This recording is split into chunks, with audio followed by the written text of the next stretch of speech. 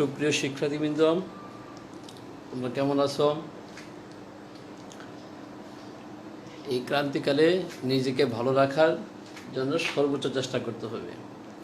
যাই হোক, আমি অন্যদিকে কথা না বলে আমি ক্লাস শুরু করি। আমি মোহাম্মদ শফিকুল ইসলাম, সহকারী অধ্যাপক, পদার্থবিজ্ঞান বিভাগ, সরকারি বাংলা কলেজ, ঢাকা। আজকে আমি যে ক্লাসটা নেব সেটা হলো এই পদার্থবিজ্ঞান প্রথম পত্রের অধ্যায় ৭ পদার্থের গাঠনিক ধর্ম, যে চ্যাপ্টারটা আমাদের প্রাক নির্বাচনী পরীক্ষার সিলেবাসে আছে। ঠিক আছে, তাহলে পদার্থের গাঠনিক ধর্ম অধ্যায় ৭ পদার্থবিজ্ঞান প্রথম পত্রের। দেখো, আমি এখানে একটা টপিক্সের নাম রেখে রাখছি, পদার্থের আন্তঃআণবিক আকর্ষণ ও বিকর্ষণ বল। তাহলে পদার্থের আন্তঃআণবিক আকর্ষণ ও বিকর্ষণ বল। আমরা কি জানি যে পদার্থের তিনটে অবস্থা, কি কি? কঠিন, তরল ও বায়বীয় অবস্থা। ঠিক আছে, কঠিন, তরল ও বায়বীয় অবস্থা। যদিও পদার্থের আরেকটা অবস্থা আছে যেটাকে আমরা পদার্থের চতুর্থ অবস্থা, যার নাম বলা হয় কি প্লাজমা অবস্থা। আমরা এটা ফিজিক্স পড়লে শিখতে পারবো এগুলো।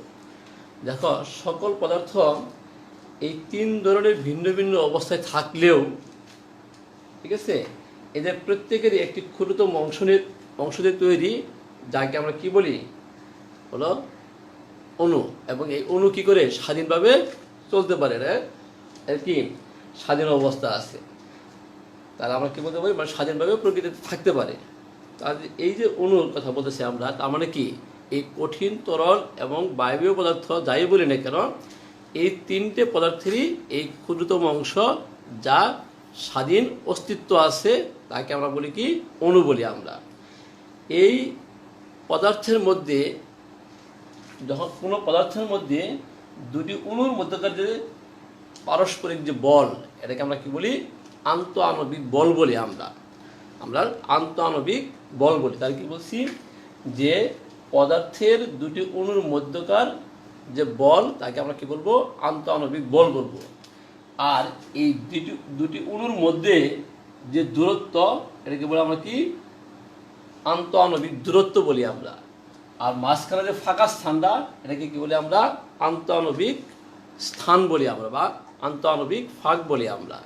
ঠিক আছে, তাহলে আমরা কি বললাম, যে পদার্থের ক্ষুদ্রতম অংশের নাম হচ্ছে কি অণু। এই অণুগুলোর মধ্যকার যে পারস্পরিক যে বল, সেটাকে বলা আমরা আন্তঃআণবিক বল। আর দুটি অণুর মধ্যকার যে দূরত্ব, সেটাকে বলা আমরা আন্তঃআণবিক দূরত্ব। আর মাঝখানে ফাঁকা স্থানকে বলবো কি আমরা আন্তঃআণবিক ফাঁকা স্থান বলবো আমরা। এখন আমরা এই আন্তঃআণবিক বলের প্রকৃতি নিয়ে একটু কথা বলবো। আমরা এটা একটা গ্রাফিক্যাল প্রেজেন্টেশন দেব। দেখো, আমি এখানে লিখছি দুইটা জিনিস লিখছি, এটা আন্তঃআণবিক আকর্ষণ বল আর এটা কি বিকর্ষণ বল।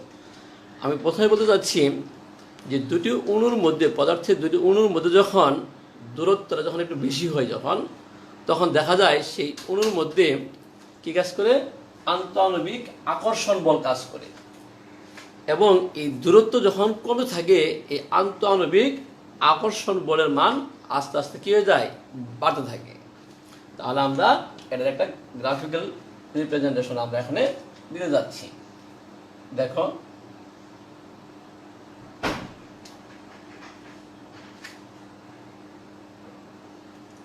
যদি এইভাবে যদি আঁকাই, এটা হলো আন্তঃআণবিক দূরত্ব আর দিব আমরা এই বরাবর। ঠিক আছে, আন্তঃআণবিক দূরত্ব আর থাকবে আমাদের এই বরাবর, আর এই বরাবর দিব আমরা আন্তঃআণবিক বল। ঠিক আছে, আন্তঃআণবিক বল দেবো আমরা। এটা এফ আর লেখছি কারণ এটা আর এর ফাংশন। তা দেখো, আমরা প্রথমে যাব আন্তঃআণবিক আকর্ষণ বলের কথা বলছি। যে দুটি অণুর মধ্যকার দূরত্ব যখন একটু বেশি থাকে, তখন কি বলি আমরা, যে এদের মধ্যে শুধু কি কাজ করে, এই আন্তঃআণবিক আকর্ষণ বল কাজ করে। এবং দূরত্ব আস্তে আস্তে যদি কমানো হয়, তাহলে দেখা যায় যে এই আন্তঃআণবিক আকর্ষণ বলের মানটা কি হয়, আস্তে আস্তে বাড়ে থাকে। দেখো, আকর্ষণ বলটাকে আমরা এই জায়গায় প্লট করি, কারণ আকর্ষণ মানে কি, যদি অপোজিট চার্জের জন্য লাগে আমাদের। আর আমরা জানবো, এটা জানে রাখবো যে এই আন্তঃআণবিক আকর্ষণ বলটাকে এক ধরনের তড়িৎ বল, কিন্তু এটা এক ধরনের তড়িৎ বল। তাহলে আমরা এই আন্তঃআণবিক আকর্ষণ বলের এই গ্রাফটা আমরা দেখা যাচ্ছে, আমি এখানে তোমাদেরকে এটা হলো আন্তঃআণবিক আকর্ষণ বলের গ্রাফ। হ্যাঁ, তার মানে কি দেখো, দূরত্ব যত কমতেছে আন্তঃআণবিক আকর্ষণ বল কি হয়েছে তত আস্তে আস্তে কি হচ্ছে আমাদের বাড়তেছে, আন্তঃআণবিক আকর্ষণ বল বৃদ্ধি পাচ্ছে। ঠিক আছে, এখন এই আকর্ষণ বল এরকম ভাবে বাড়তে বাড়তে একটা সর্বোচ্চ মানে পৌঁছবে। দেখো, এই আন্তঃআণবিক আকর্ষণ বলের মান সর্বোচ্চ মানে পৌঁছার আগেই সেখানে আবার দেখা যায় কি হয়ে যায়, অণুগুলোর মধ্যে আন্তঃআণবিক বিকর্ষণ বল শুরু হয়ে যায়। ঠিক আছে, অণুগুলোর মধ্যে আন্তঃআণবিক বিকর্ষণ বল শুরু হয়ে যায়। এখন আন্তঃআণবিক বিকর্ষণ বল থাকার কারণটা কি? এখানে হলো যে এই একাধিক পরমাণুর সমধর্মী চার্জের উপরিপাতনের জন্য মূলত এই বিকর্ষণ বলের উদ্ভব হয়। তাহলে এটা হলো আমাদের আন্তঃআণবিক আকর্ষণ বল। হ্যাঁ, এখন আমরা কি বলছি যে দূরত্ব কমার সাথে সাথে আন্তঃআণবিক আকর্ষণ বলের মান বাড়ে, কিন্তু দেখা যায় যে দূরত্ব কমতে কমতে যখন দেখায় আসে তখন আমরা বলি কি যে একটা সময় কি হয়ে যায়, আন্তঃআণবিক আকর্ষণ বলের মান সর্বোচ্চ মানে পৌঁছে। এই আন্তঃআণবিক আকর্ষণ বলের মান সর্বোচ্চ মানে পৌঁছার আগেই আমি কি বললাম যে অণুগুলোর মধ্যে কি হয়ে যায়, আন্তঃআণবিক বিকর্ষণ বল শুরু হয়ে যায়। ঠিক আছে, বিকর্ষণ বলটা কেন হয় বললাম আমরা, যে একাধিক পরমাণুগুলোর কি হয়, সমধর্মী চার্জের উপরিপাতনের জন্য কি হয়, ওভারল্যাপিং হওয়ার কারণে এই আন্তঃআণবিক বিকর্ষণ বলটার উদ্ভব হয়। ঠিক আছে, এবং যখনই এই বিকর্ষণ বলের উদ্ভব হয় এই বিকর্ষণ বলটা খুব দ্রুত বাড়তে থাকে। বিকর্ষণ বলটা কি হয় যে অণুর দূরত্ব কমাইলে কি হয়, আরো কমাইলে কি হয়ে যায়, যখনই কমানো শুরু করি তখন আন্তঃআণবিক বিকর্ষণ বলের মানটা কি করে খুব দ্রুত বৃদ্ধি পাওয়া শুরু করে। গ্রাফটা অনেকটা এরকম হয়।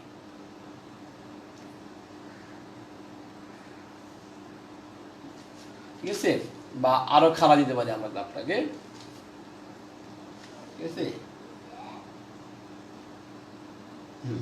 এরকম যদি আমরা দেখি,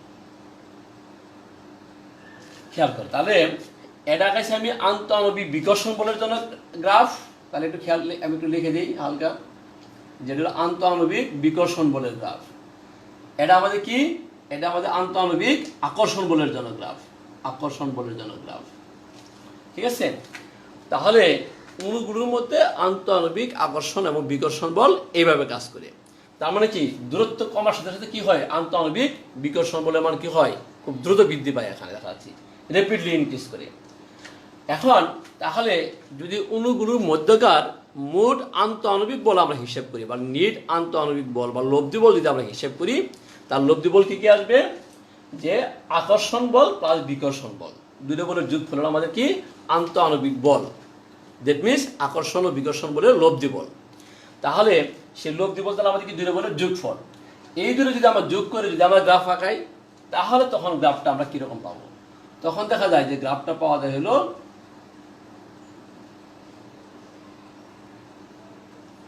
এই অনেকটা এরকম পাওয়া যায়। একটু ই করে দিই আমি, হ্যাঁ, এটা হলো আকর্ষণ বলের জন্য, আর এই বিকর্ষণ বলের গ্রাফটা এই নিট আন্তঃআণবিক বলের গ্রাফটা পাওয়া যায় এরকম। তাহলে সবাই খেয়াল করছি আমরা, সেটা এই বিষয়টা জানতে হবে আমাদের এই চ্যাপ্টার পড়তে গেলে।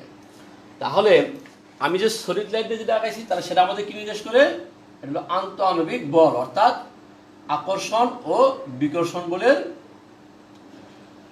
আন্তঃআণবিক বল আকর্ষণ এবং বিকর্ষণ বলের লব্ধি বলকে নির্দেশ করে এটা, অর্থাৎ এটা নির্দেশ করে এই এফকে নির্দেশ করে। ঠিক আছে, লব্ধি বলকে নির্দেশ করে।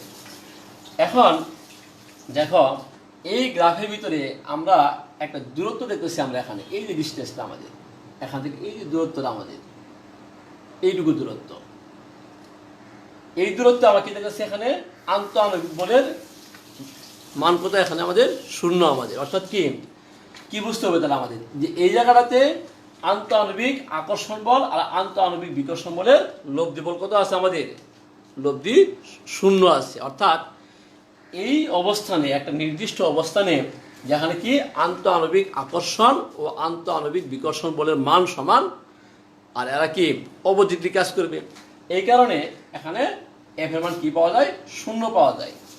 এই যে দূরত্বটা আর এই যে একটা নির্দিষ্ট মান, এটাকে আমরা আর নট দ্বারা লিখি, এবং এই আর নটকে বলা হয় কি সাম্যাবস্থার দূরত্ব বলা হয়। আর নটকে বলা হয় কি সাম্যাবস্থার দূরত্ব বলা হয়।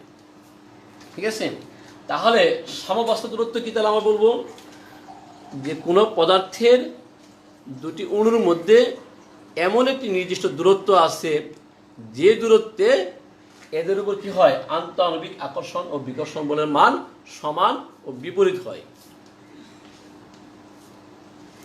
আন্তঃআণবিক আকর্ষণ ও বিকর্ষণ বলের মান সমান ও বিপরীত হয়, ঠিক আছে। সেই দূরত্বটাকে আমরা কি বলি, আমরা সাম্যাবস্থার দূরত্ব বলি। আমরা সেই দূরত্বটাকে আমরা কি বলি, সাম্যাবস্থার দূরত্ব বলি আমরা। তাহলে এখানে আর নোটের নামটা তাহলে আমরা কি লিখবো, আর নোট হলো সাম্যাবস্থার দূরত্ব, বা অনেক সময় বলা হয় এটাকে সাম্য দূরত্ব বলা হয়। সাম্য অবস্থার দূরত্ব বা সাম্য দূরত্ব বলা হয় এটাকে, ঠিক আছে, সাম্য দূরত্ব বলা হয়। তাহলে এই গ্রাফটা আমরা মোটামুটি সবাই বুঝতে পারছি আমরা, ঠিক আছে। দেখো এখানে একটা জিনিস বলে রাখি আমি, এই আর এর মান, আর হলো আমাদের কি, আন্তঃআণবিক দূরত্ব, তার মানে কি যদি অণুর মধ্যকার দূরত্ব। আর এর মান যদি আর নোটের চেয়ে বেশি হয়, দেখো আর নোটের চেয়ে যদি বেশি হয়, তাহলে সেক্ষেত্রে বলের প্রকৃতি কোনটা, আমাদের আন্তঃআণবিক আকর্ষণ। তার মানে কি সেখানে আন্তঃআণবিক আকর্ষণ বলের মান বেশি থাকে, ঠিক আছে।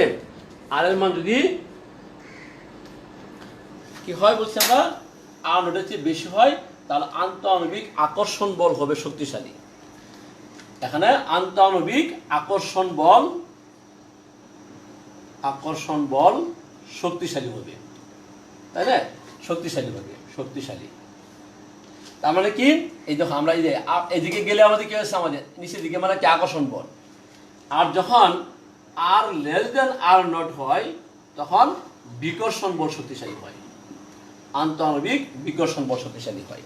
তাহলে আমরা যখন হিসাব করব, আমরা সবসময় কোনটা নিব, আমরা এই আন্তঃআণবিক বল নিয়ে আমরা কথা বলবো। আন্তঃআণবিক বল যেটা আপনারা দেখলাম, এটা নিয়ে কথা বলবো আমরা। তার মানে আমরা কি দেখলাম অবলম্বন, আমাদের যে আর নট দূরত্বে অর্থাৎ সাম্যাবস্থার দূরত্বে আমাদের কি দেখবো আমরা, যে সেখানে আমাদের নির্ভরতা আমাদের শূন্য হবে। এর চেয়ে দূরত্ব বেড়ে গেলে কি হবে, সেখানে আন্তঃআণবিক আকর্ষণ বলের প্রবণতা বেড়ে যাবে। আর এর চেয়ে দূরত্ব কমে গেলে কি হয়ে যাবে, আমাদের আন্তঃআণবিক বিকর্ষণ বলের প্রবণতা বেড়ে যাবে। বুঝতে পারছি আমরা বিষয়টা।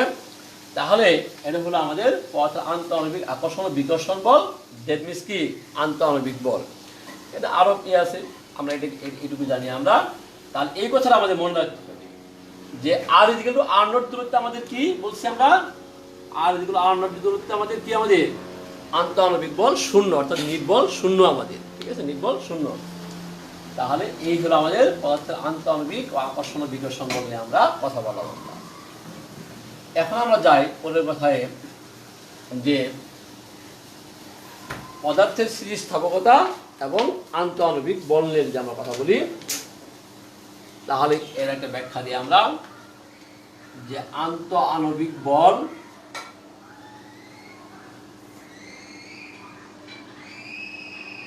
ও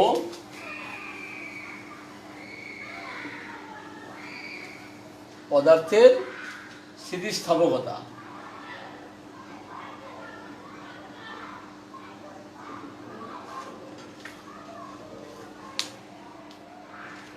আন্তঃআণবিক বল ও পদার্থের স্থিতিস্থাপকতা নিয়ে যদি আমরা কথা বলি, দেখো আমরা একটু আগেই দেখলাম যে একটা নির্দিষ্ট দূরত্বে পদার্থের অণুগুলোর মধ্যে কি হয়, আন্তঃআণবিক দূরত্ব, একটা নির্দিষ্ট দূরত্বের জন্য আন্তঃআণবিক দূরত্বের সেখানে কি হয়, আন্তঃআণবিক বলের মান শূন্য হয়। এবং এই দূরত্ব আমরা বললাম কি, অণুগুলোর মধ্যে দূরত্ব যদি কমে যায়, তাহলে তাদের মধ্যে বিকর্ষণ প্রবণতা বেড়ে যায়। আর যদি দূরত্ব বেড়ে যায়, তাহলে কি হয়ে যায়, আকর্ষণ বলের প্রবণতা বেড়ে যায়, তার মানে আকর্ষণ বল শক্তিশালী হয়ে যায়। এটা যদি আমরা আমি এরকম একটা সাথে দেখাই, আমি বললাম যে একটা বস্তু নিচ্ছি, আমি এরকম একটা বস্তু নিচ্ছি, বস্তুটার নাম দিলাম আমি পি কিউ। এই পি কিউ বস্তুর মধ্যে দুইটা অণু আছে, সাপোজ এখানে একটা অণু আছে, এখানে একটা অণু আছে, এ একটা অণু, বি একটা অণু। তাহলে এরা পাশাপাশি আছে। যখন যদি আমরা বলি যে কঠিন পদার্থের ক্ষেত্রে কি হয়, আন্তঃআণবিক দূরত্ব কি থাকে, খুব কম থাকে, তাই না, এবং আন্তঃআণবিক বলের পরিমাণ কি থাকে, বেশি থাকে। এরকম একটা কঠিন বস্তুর কথা আমরা বললাম যে এ এবং বি এরকম দুটো অণু আছে। এখন যদি এই বস্তুটার যদি আমরা দুই দিকে যদি দুটো বল প্রয়োগ করি আমরা, তার মানে কি বস্তুর যদি বল প্রয়োগ করি আমরা, তাহলে স্বাভাবিকভাবেই বস্তুটা কি হবে, আমাদের মনে করো এরকম পি কিউ বস্তুটা আগে যা ছিল তার চেয়ে বড় হয়ে গেল, দৈর্ঘ্যে এরকম হয়ে গেল। এই পি কিউ বস্তুর এই দুই পাশে বল প্রয়োগ করার কারণে, এই দুই দিকে বল প্রয়োগ করার কারণে, এদিকে দিলাম পি, এদিকে দিলাম আমরা কিউ, এখানে পি এখানে কিউ, এগুলো এক পরিমাণ বল প্রয়োগ করলাম, আমরা এক পরিমাণ বল প্রয়োগ করলাম।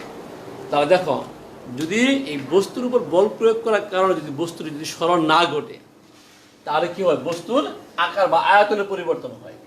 তাহলে যখনই এই বস্তুর উপর বল প্রয়োগ করে তাকে আমরা এই অবস্থায় নিয়ে আসলাম আমরা, তখন কি এখানে এসে গেল এ কোণাটা, সাপোজ এখানে এসে গেল বি কোণাটা।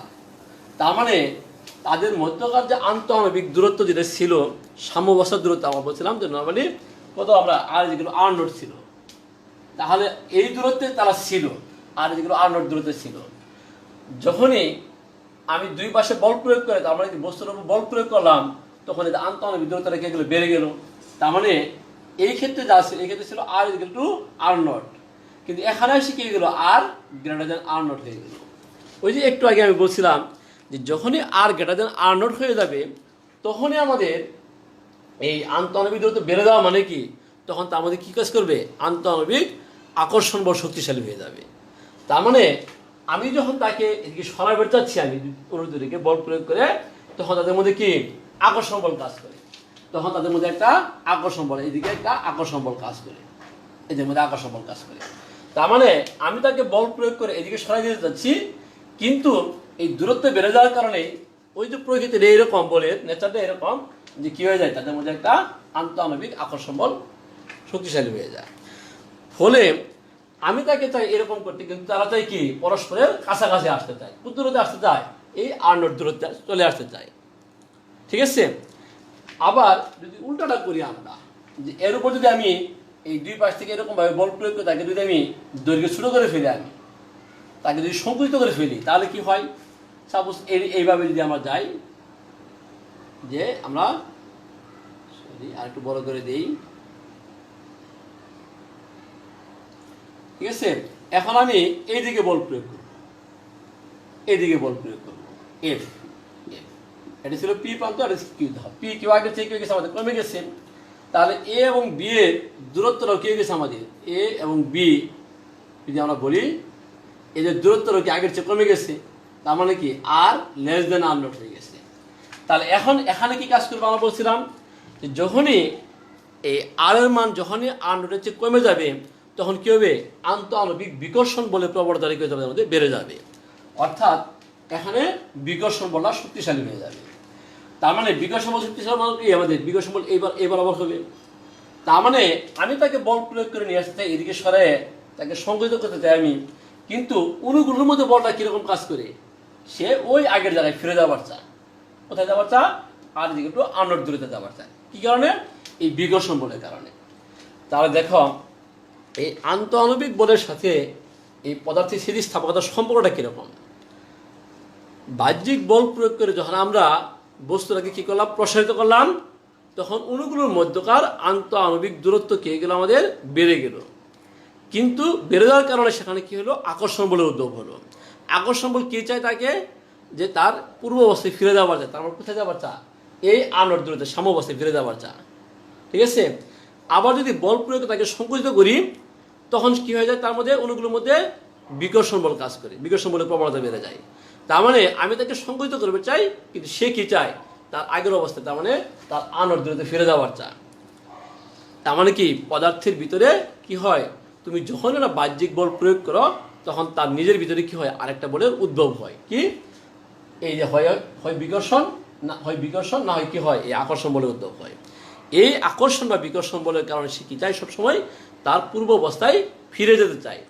এই যে তার এই পূর্ব অবস্থায় ফিরে যাওয়ার যে ধর্মটা, এই ধর্মটাকে বলি আমরা কি, পদার্থের স্থিতিস্থাপকতা বলি আমরা। তাহলে এখন থেকে কি বুঝলাম, যে স্থিতিস্থাপকতা পদার্থের একটা ধর্ম। এটা কম বেশি সকল পদার্থেরই আছে, কারোর কম কারোর বেশি। এই জন্য আমরা বলি স্থিতিস্থাপকতা হলো কি, পদার্থের একটি সাধারণ ধর্ম। এবং এই স্থিতিস্থাপকতার অ্যাপ্লিকেশন আমি এখনই বলবো না, পরে বলবো, যে তুমি বাস্তব জীবনে কোথায় দেখতেছো, কোথায় ব্যবহার করতেছো।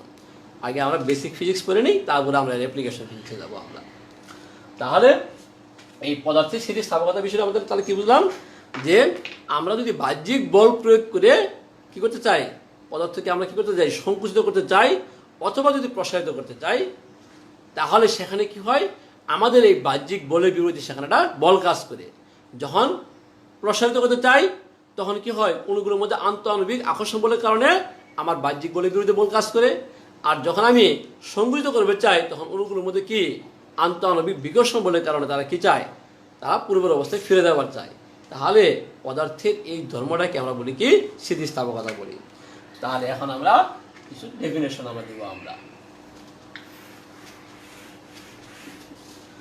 কি প্রথমে আমরা যাই, স্থিতিস্থাপকতা কাকে বলবো আমরা, ঠিক আছে, স্থিতিস্থাপকতা কাকে বলবো আমরা। তাহলে স্থিতিস্থাপকতা এই ডেফিনেশনগুলো তোমরা অবশ্যই লিখবা। স্থিতিস্থাপকতা, স্থাপকতা ইংরেজিতে বলা হয় ইলাস্টিসিটি।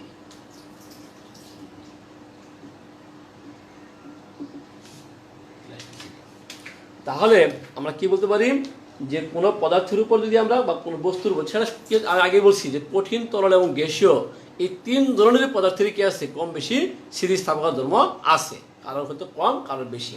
আর বুঝতে পারছি এই স্থিতিস্থাপকতা ধর্ম কার উপর নির্ভর করবে, যার বাধা দেওয়ার ক্ষমতা যত বেশি হবে তার কি হবে, স্থিতিস্থাপকতা তত বেশি হবে। অর্থাৎ তুমি যখন টেনে লম্বা করো তখন কি হয়, আন্তঃআণবিক দূরত্ব বেড়ে যায়। এই আন্তঃআণবিক দূরত্ব বেড়ে গেলে যার মধ্যে আকর্ষণ বলে প্রবণতা যত বেশি হবে সে কি হবে, তত তাড়াতাড়ি তার আগের অবস্থায় ফিরে আসার চেষ্টা করবে, তাই না? অথবা তুমি যখন তাকে সংকুচিত করো তখন কি হবে, অণুগুলোর মধ্যে আন্তঃআণবিক বল বিকর্ষণ বল উদ্ভব হয়। যার মধ্যে আন্তঃআণবিক বিকর্ষণ বল বেশি থাকবে সে কি হবে, তার আগের অবস্থায় ফিরে যাওয়ার চেষ্টা করবে তত দ্রুত। তাহলে সবারই কম বেশি আছে। তাহলে কার বেশি আছে, যার বাধার ক্ষমতা বেশি, বাধার ক্ষমতার কতি উদ্ভব হয়ে ওই যে আন্তঃআণবিক আকর্ষণ এবং আন্তঃআণবিক বিকর্ষণ বল থেকে উদ্ভব হবে। তাহলে আমরা স্থিতিস্থাপকতা এভাবে বলি যে বাইরে থেকে বল প্রয়োগ করে যদি কোনো বস্তুর আকার বা আয়তনের পরিবর্তন করা হয় বা উভয় যদি পরিবর্তন হয়, তখন এই বাহ্যিক বল অপসারণের পর বস্তুটি তার যে ধর্মের কারণে পূর্ব অবস্থায় ফিরে যায় সেই ধর্মটাকে বলা হয় কি, ওই বস্তুর স্থিতিস্থাপকতা বলা হয়। তাহলে ডেফিনেশন আমি আরেকবার বলছি, বাইরে থেকে বল প্রয়োগ করে কোনো বস্তুর আকার বা আয়তনের বা উভয়ের পরিবর্তন করলে এই বাহ্যিক বল অপসারণের পর বস্তুটি তার যে ধর্মের কারণে পূর্বের অবস্থায় ফিরে যায় সেই ধর্মটাকে বলা হয় কি, বস্তুর স্থিতিস্থাপকতা বলা হয়। ঠিক আছে, তাহলে আমি আগে বলছি স্থিতিস্থাপকতা ধর্মটা সকল বস্তুরই কম বেশি আছে। এখন আমরা যাই, দেখো আরো কথা বলে নেই। তাহলে এই ধর্ম যে সকল বস্তুর আছে তারা কি স্থিতিস্থাপক বস্তু দ্বারা, তার মানে কি যে সকল বস্তুর এই ধর্ম আছে তারা স্থিতিস্থাপক বস্তু। তাহলে প্রায় সকল বস্তুরই আছে, তাহলে সবাই কি, সবারই কম বেশি স্থিতিস্থাপকতা ধর্ম আছে, কিন্তু সবার স্থিতিস্থাপকতার পরিমাণটা কি একই রকম না। এটা কারো উপর ডিপেন্ড করবে, ওই পদার্থের অণুগুলোর মধ্যবর্তী আন্তঃআণবিক বল অথবা কি আমরা বলতে পারি আন্তঃআণবিক দূরত্বের উপর ডিপেন্ড করবে, তার মানে পদার্থের গঠনের উপর ডিপেন্ড করবে, এর স্ট্রাকচারের উপর ডিপেন্ড করবে। দেখো এরপর বলছি আমরা পূর্ণ স্থিতিস্থাপক বস্তু, পূর্ণ স্থিতিস্থাপক বস্তু, স্থিতিস্থাপক বস্তু বা পারফেক্টলি ইলাস্টিক বডি আমরা কাকে বলবো আমরা। তাহলে আমি আগে বলছি যে বাইরে থেকে বল প্রয়োগ করে যদি কোনো বস্তুর আকার বা আয়তনের বা উভয়ের পরিবর্তন করা হয়, তাহলে এই বাহ্যিক বল অপসারণের পর যদি বস্তুটি সম্পূর্ণরূপে তার পূর্বের অবস্থায় ফিরে যায় তখন সেই বস্তুটাকে বলা হবে কি, পূর্ণ স্থিতিস্থাপক বস্তু। তার মানে আমি একটা বস্তু দৈর্ঘ্য ছিল মনে করেন 50 সেন্টিমিটার ছিল দৈর্ঘ্যটা আমাদের, এর উপর বাহ্যিক 5 নিউটন বল আমি প্রয়োগ করলাম, দেখা গেল এর দৈর্ঘ্য হয়ে গেল কত আমাদের 51 সেন্টিমিটার হয়ে গেল। এখন যখন আমি এই বাহ্যিক 5 নিউটন বল আমি অপসারণ করে নিছি তখন আবার তার দৈর্ঘ্য হয়ে গেছে ওই সম্পূর্ণভাবে আগের অবস্থা, অর্থাৎ 50 সেন্টিমিটার হয়ে গেছে। তখন আমরা বলবো কি, এটা একটা পূর্ণ স্থিতিস্থাপক বস্তু বলবো আমরা। কিন্তু বাস্তবে আসলে এরকম কোনো পূর্ণ স্থিতিস্থাপক বস্তু পাওয়া সম্ভব না, কিছু না কিছু হলেও বিকৃতি কি হয়ে যায়, থেকে যায়। তবে যার পরিমাণ কম সেদিকে আমরা নজর রাখবো বেশি। আমরা যে আমরা চাই যদি কখনো এরকম যে আমার পূর্ণ স্থিতিস্থাপক বস্তু দরকার, তাহলে যার মিনিমাম হবে সেটাই আমরা গ্রহণ করবো আমরা। তাহলে আমরা বুঝতে পারছি সবাই, তাহলে বাইরে থেকে বল প্রয়োগ করে কোনো বস্তুর আকার বা আয়তনের বা উভয়ের পরিবর্তন করার পরে যদি বাহ্যিক বল অপসারণ করার পর যদি কী হয়, বস্তুটি সম্পূর্ণরূপে তার পূর্বের অবস্থায় ফিরে যায়, তখন সেই বস্তুটাকে আমরা কি বলবো, পূর্ণ স্থিতিস্থাপক বস্তু বলবো আমরা। ঠিক আছে, তাহলে স্থিতিস্থাপক বস্তু একটা কথা, কমন কথা, আর পূর্ণ স্থিতিস্থাপক বস্তু এটা কিন্তু একটা স্পেশাল কেস, কিন্তু একেবারেই যার 100% কি ফিরে যাবে সেই শুধুমাত্র পূর্ণ স্থিতিস্থাপক বস্তু। স্থিতিস্থাপক বস্তু অনেকেই হতে পারে, কিন্তু পূর্ণ স্থিতিস্থাপক বস্তু কি সব হতে পারবে না। যার শুধু এই বৈশিষ্ট্য আছে যে বাহ্যিক বল অপসারণের পর সে কি করে পুরোপুরিভাবে সে আগের অবস্থায় ফিরে যায়। আবার একটা কথা আছে আমাদের নমনীয় বস্তু। ঠিক আছে, নমনীয় বস্তু কি, দেখো আমি দেখি নমনীয় বস্তু বা প্লাস্টিক বস্তু বলা হয় নাকি নমনীয় বস্তু। আর নমনীয় বস্তু কাকে বলবো আমরা, যে বাইরে থেকে বল প্রয়োগ করে কোনো বস্তুর আকার বা আয়তনের বা উভয়ের পরিবর্তন করলে বল অপসারণের পর যদি বস্তুটি তার কি করে বিকৃত অবস্থা ধরে রাখে কিছুটা, তখন সেটাকে বলা হবে কি নমনীয় বস্তু। যেমন আমি যদি বলি যে একটা বস্তুর, আমি যে একটু আগে লিখছিলাম দৈর্ঘ্য হলো 50 সেন্টিমিটার, এর উপর বাহ্যিক আমি 10 নিউটন বল প্রয়োগ করলাম, করার পরে দেখা গেল এর দৈর্ঘ্য হয়ে গেল কত 51 সেন্টিমিটার। যখন আমি এই বল অপসারণ করে নিলাম, দেখা গেল তখন অপসারণ করে নেওয়ার পর হওয়ার কথা কত 50 সেন্টিমিটার হওয়ার কথা তার দৈর্ঘ্য আবারই, কিন্তু দেখা গেল সেটা হয়তো 50.2 সেন্টিমিটার হয়ে গেছে। ঠিক আছে, 50.2, তার মানে কি ছিল 50, বল প্রয়োগ করার আগে কত ছিল 50 ছিল আমাদের, এখনও কি আমাদের বল নাই কিন্তু কত আছে 50.2, তার মানে সে কি কিছুটা তার বিকৃত অবস্থা ধরে রাখছে। তখন এটাকে আমরা বলি কি নমনীয় বস্তু বলি আমরা, তখন এটাকে বলি আমরা কি নমনীয় বস্তু বলি আমরা। তাহলে নমনীয় বস্তু তার এক এক বস্তুর নমনীয়তা কি হবে, এক এক রকমের হবে, সেটা কার উপর ডিপেন্ড করবে, তার স্ট্রাকচারের উপর ডিপেন্ড করবে। ঠিক আছে, তার স্ট্রাকচারের উপর ডিপেন্ড করবে।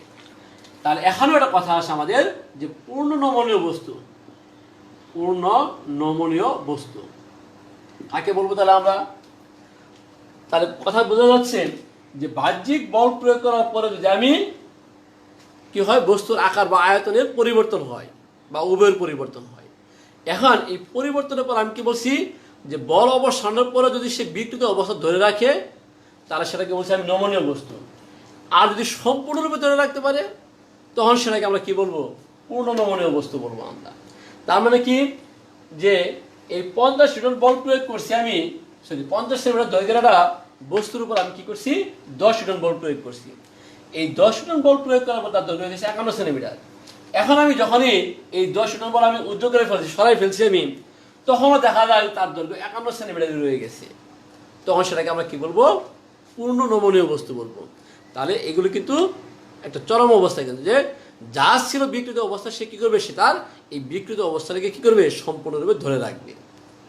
ঠিক আছে, তখন সেটাকে বলা হবে কি পূর্ণ নমনীয় বস্তু। বাস্তবে আসলে এরকম পূর্ণ নমনীয় বস্তু পাওয়া সম্ভব না। তাহলে এটা একটা গেল। এরপর আমরা যাই পূর্ণ দৃঢ় বস্তু, পারফেক্টলি রিজিড বডি। ঠিক আছে, পূর্ণ দৃঢ় বস্তু, পারফেক্টলি রিজিড বডি কাকে বলবো আমরা।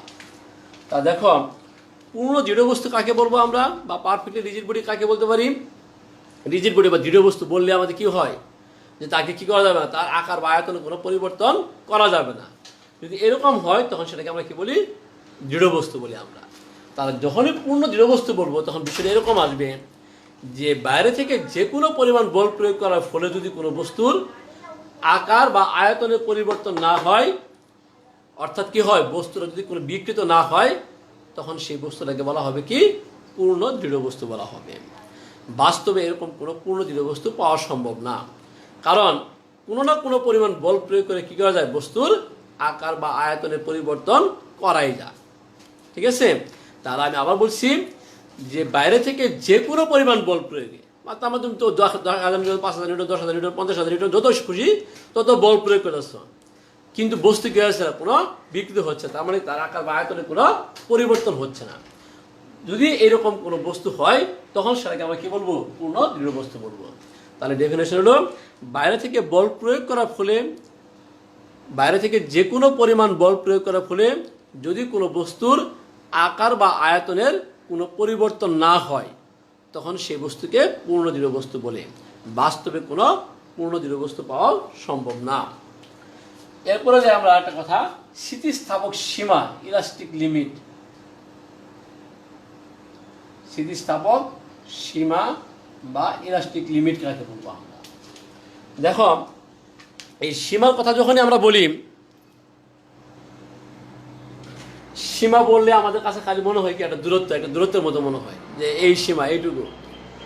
আসলে এই স্থিতিস্থাপক সীমা কিন্তু সেই সীমা না, এটা আরেকটা সীমা।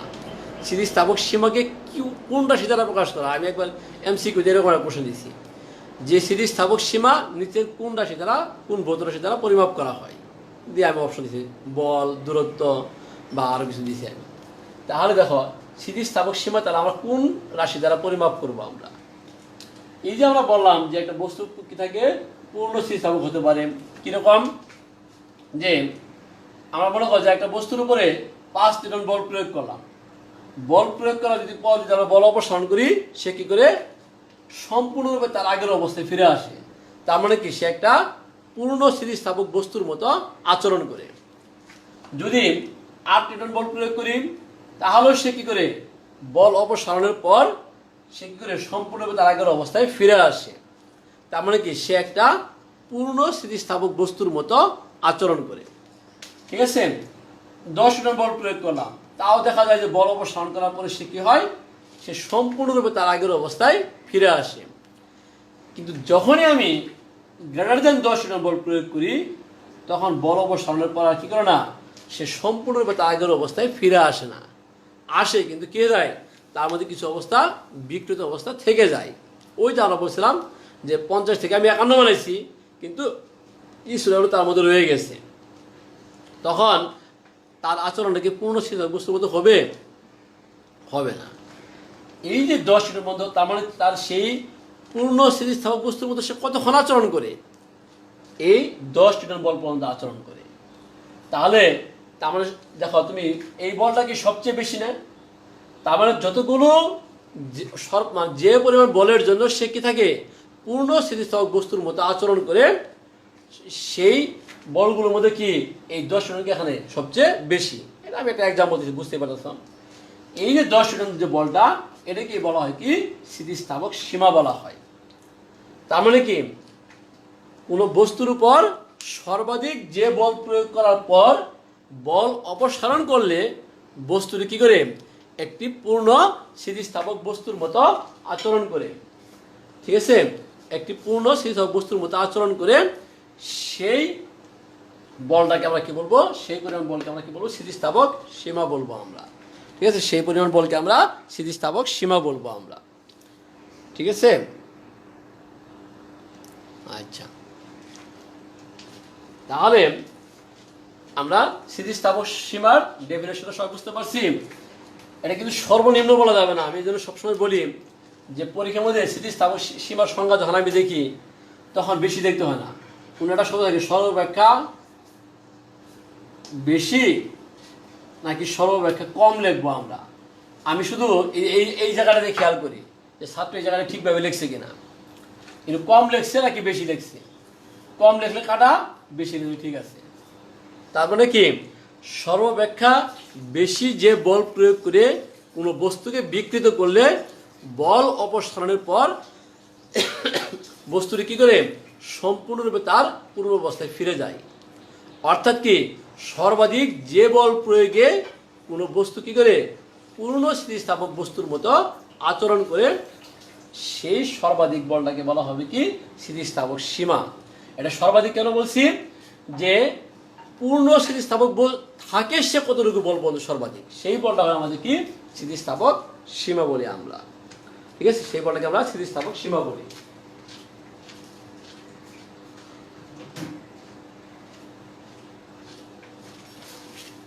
তাহলে সবাই বুঝতে পারছি আমরা? তাহলে আমরা স্থিতিস্থাপক সীমা বিষয়টা আমাদের মনে রাখতে হবে, এটা আমাদের অবশ্যই লাগবে। এরপরে যাচ্ছি আমি বিকৃতি। বিকৃতি ইংরেজি বলি আমরা স্ট্রেন। স্ট্রেন বলি আমরা।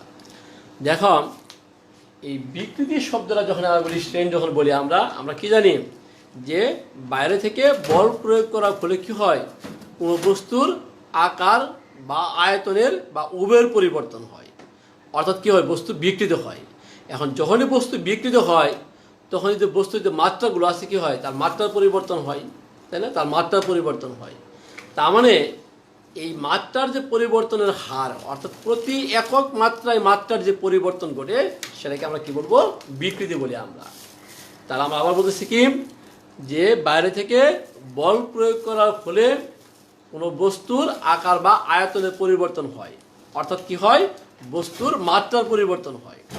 তাহলে বাইরে থেকে বল প্রয়োগ করার ফলে কোনো বস্তুর প্রতি একক মাত্রায় মাত্রার যে পরিবর্তন ঘটে, প্রতি একক মাত্রায় মাত্রার যে পরিবর্তন ঘটে তাকে আমরা কি বলবো, ওই বস্তুর বিকৃতি বলবো আমরা। ঠিক আছে? তাহলে আমি আবার বলি সংজ্ঞাটা, যে বাইরে থেকে বল প্রয়োগ করার ফলে কোনো বস্তুর প্রতি একক মাত্রায় মাত্রার যে পরিবর্তন ঘটে তাকে ওই বস্তুর বিকৃতি বলে। তাহলে আমরা একটা গাণিতিক ব্যাখ্যাটা আমরা যদি আমরা বললাম যে কোনো একটা বস্তুর আদিমাত্রা হলো এ, আদিমাত্রা এ, বল প্রয়োগ করার পরে তার মাত্রা হলো কত আমাদের, বি। তাহলে মাত্রার পরিবর্তন কত লিখবো আমরা, মাত্রার পরিবর্তন কত লিখতে পারি আমরা, কেউ বলতে পারো যে বি মাইনাস এ, কেউ বলতে পারো এ মাইনাস বি। কারণ হচ্ছে আমরা আগে বলছি পরিবর্তন যখনই বলবো তখন কি আমাদের দৈর্ঘ্য সে বেড়েও যেতে পারে, আবার দৈর্ঘ্য সে কি হতে পারে, কমেও যেতে পারে।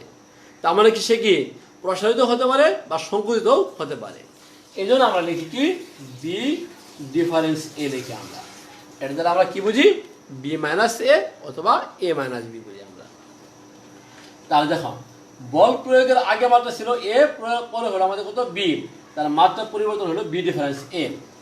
তাহলে এই যে মাত্রার পরিবর্তনটুকু ঘটলো, কতটুকু মাত্রার জন্য পরিবর্তন ঘটছে, এতটুকু, অর্থাৎ কতটুকু মাত্রায় এই পরিবর্তনটুকু ঘটছে। তাহলে আমাদের মাত্রা ছিল কতটুকু, আমাদের এ।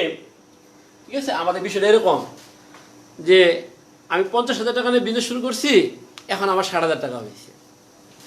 তাহলে আমার 10,000 টাকা এখানে প্রফিট হয়েছে, লাভ হয়েছে। তার 10,000 টাকা যে প্রফিটটা হয়েছে আমার কার উপর হয়েছে, 50,000 টাকার উপর হয়েছে, তাই না? ঠিক তাহলে এখনো তাই আমাদের এই যে মাত্রার যে পরিবর্তনটা হয়েছে কার জন্য হয়েছে, আমাদের এর জন্য হয়েছে আমাদের। তাহলে এ মাত্রায় পরিবর্তন হয় কতটুকু, বি ডিফারেন্স এ। তাহলে একক মাত্রায় পরিবর্তন কতটুকু হবে, B difference A divide by A. এই যে B difference A by A, এটাকে আমরা কি বলবো, বিকৃতি বলবো আমরা। সরি, বিকৃতি বলবো আমরা, বিকৃতি। তাহলে বিকৃতি কত আমাদের, B difference A by A. এটাকে আমরা কি বলি, মাত্রার পরিবর্তন ডিভাইড বাই আদিমাত্রা। এরই আমাদের সূত্র হিসেবে আমরা বিকৃতির জন্য মনে রাখবো আমরা। ঠিক আছে? তাহলে মাত্রার পরিবর্তন ডিভাইড বাই আদিমাত্রা। ঠিক আছে? তাহলে বিকৃতি হলো মাত্রার পরিবর্তন ডিভাইড বাই আদিমাত্রা। আমি বললাম যে একটা বস্তুর আদিমাত্রা ছিল আমাদের, সাপোজ আমি বললাম যে 10, আমি একক দিলাম না, আমি সেটা 10 একক বলি, শুধু এইভাবে বলি 10 একক। বল প্রয়োগ করার পরে তার মাত্রা হয়েছে কত, আমাদের 12 একক, 12 একক হয়েছে। ঠিক আছে? তাহলে মাত্রার পরিবর্তন কত হয়েছে আমাদের, 12 মাইনাস 10, তারপর কত আমাদের 2 একক। তাহলে বিকৃতি কত লিখবো আমরা, বিকৃতি কত লিখবো আমরা, মাত্রার পরিবর্তন কত আমাদের 2 একক, 2 একক। আর আদিমাত্রা কত আমাদের এখানে 10 একক। তার 2/10, তার মানে 0.2, এটা 10 একক। তা দেখো এই একক একক কে যাবো, আমাদের ক্যান্সেল হয়ে যাবে এখানে। তাহলে বিকৃতির কোনো একক আছে, নাই। পাশাপাশি কি নাই, বিকৃতির কোনো মাত্রাও নাই। বুঝতে পারছি বিষয়টা? তাহলে আমরা তাহলে বিকৃতির একক ও মাত্রা কোনোটাই নাই, এককও নাই, মাত্রা নেই। কারণ এটা কি হয়, একই জাতীয় দুটো রাশির অনুপাত হয়। এই জন্য কি থাকে না, বিকৃতির একক ও মাত্রা থাকে না। তো আমার মনে হয় ক্লাস শেষের দিকে। তোমাদের সবাইকে ধন্যবাদ। আগামী আবার স্পেলে ক্লাস নেব আবার। ভালো থাকবে সবাই। ওকে, আল্লাহ হাফেজ।